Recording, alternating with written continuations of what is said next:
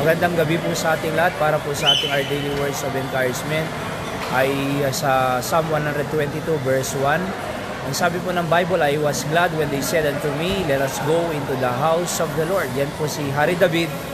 Noong pong sinabihan siya na let us go into the house of the Lord, he said, I was glad when they said unto me. Yan po ang pamagat natin. At paalala lang po ito mga kapatid para sa ating pong panambahan bukas. On the way po kami galing sa church anniversary po sa Mangaldan, Pilgrim Bible Baptist Church. At on the way po kami going to Candon. Let's pray for a great worship service tomorrow mga kapatid. Dahil po Sunday is a day when we can worship our great God. Ano po?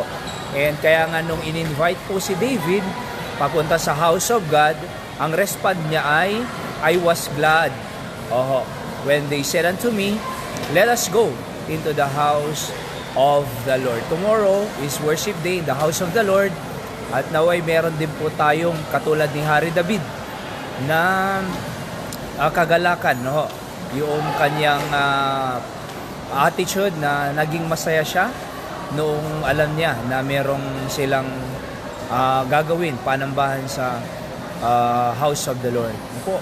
Kaya magalak po tayo. Alam ko po, pagpapalain po tayo ng Panginoon sa araw ng bukas sa mga maririnig na naman po nating mensahe mula sa salita ng Diyos.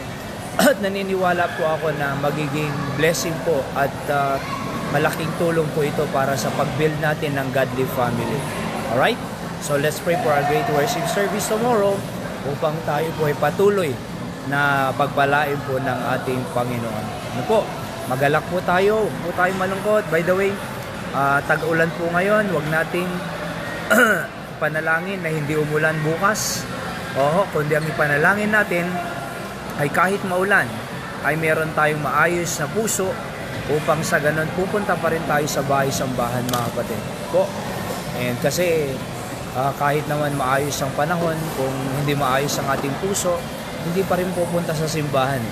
Marami pong ganon. Maayos naman ang panahon, hindi naman nagsisimba. Bakit? Hindi maayos ang kanyang puso. Pero kahit gaano kasama ng panahon, masama man yung bagyo na yan, pero kung maayos ang puso niyan, magsisimba pa rin yan. Bakit? Nagagalak siya sa ating nakakapunta po siya sa house of God to worship Him. Diba?